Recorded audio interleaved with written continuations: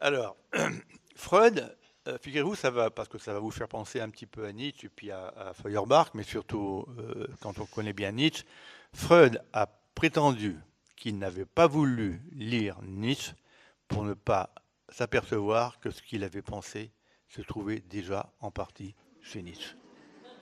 Alors, ceci dit, quand on dit cela, c'est qu'on l'a lu, hein, bien entendu. Bon, voilà.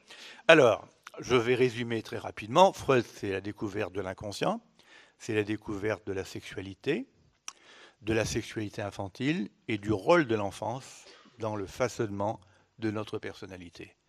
Vous voyez tout de suite que je suis autant freudien que marxien. Autant.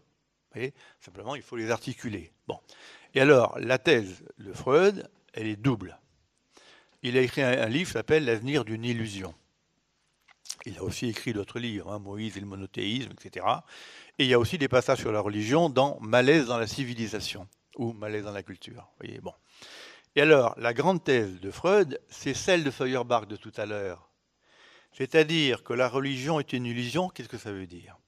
Ça veut dire qu'une illusion, alors c'est plus précis que chez Feuerbach, vous allez voir, c'est la représentation imaginaire du réel dans laquelle nous satisfaisons des désirs inconscients.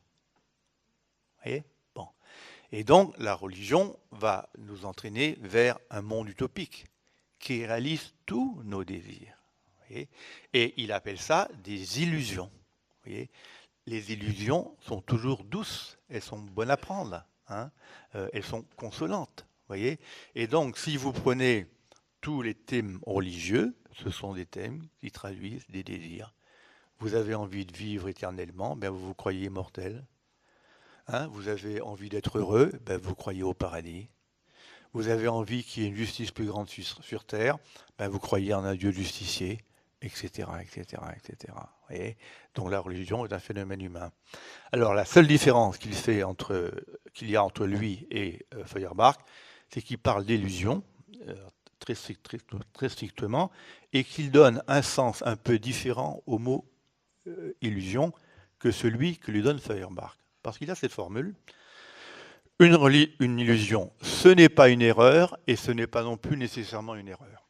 Alors, ce n'est pas une erreur parce que ce n'est pas simplement un phénomène intellectuel, vous voyez, que l'on va pouvoir dissiper par la vérité. La religion, l'illusion ici, c'est un processus psychologique, ce n'est pas un processus mental. Vous voyez, un défaut de méthode, par exemple, ou un défaut d'inattention ou de raisonnement. C'est un processus psychique au service du désir. Et, bon. Et deuxièmement, il ajoute, c'est pas non plus nécessairement une erreur, c'est-à-dire qu'il n'était pas athée, il était agnostique. Il dit, je ne peux pas vous prouver que ce à quoi vous croyez n'existe pas. Et donc, il a cette modestie, hein, de ne pas affirmer que illusion égale erreur. Mais il ajoute, mais ceci dit, toute cette analyse m'entraîne malgré tout à porter un regard assez sceptique sur le phénomène religieux. Il s'en tient là, vous voyez. Bon. Et deuxièmement, je termine par là, il y a aussi un autre aspect de l'explication freudienne qui est extraordinaire. Pour lui, la religion est un phénomène infantile, d'origine infantile. C'est-à-dire que l'enfant vit dans un univers avec des parents, la plupart du temps, qu'il perçoit sans percevoir leurs limites. Hein, il les perçoit comme des êtres parfaits. Il vieillit et il voit les limites de ses parents. Et alors, il va forger l'idée d'un être dont il va tirer le modèle dans l'image qu'il avait de son père, par exemple, et son enfant, et il va en faire un être divin. Notre Père qui est aux cieux. La religion, dit Freud, avoue d'elle-même son contenu familial. Le Christ est le Fils de Dieu. Et il y a Marie, alors il y a le problème de l'Immaculée Conception, mais il y a quand même le culte de Marie, qui est le culte de la mère. Hein? Et alors, vous voyez, ce qui est enfantin, c'est-à-dire ce qui se passe au moment de l'enfance, c'est normal. Mais ce qui reste enfantin quand on est devenu adulte, ça devient infantile. Et ça devient à ce moment-là névrotique.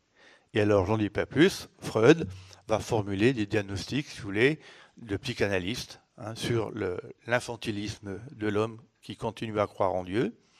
Et il va dire, à la fin de l'avenir d'une illusion, ce qu'on oublie toujours, c'est que il faut que l'homme cesse de dépendre de son enfance et qu'il gravite autour de lui-même, qu'il devienne autonome. Et il dit, c'est le progrès vers l'autonomie que je souhaite en écrivant ce livre qui s'intitule L'avenir d'une illusion. Je vous remercie.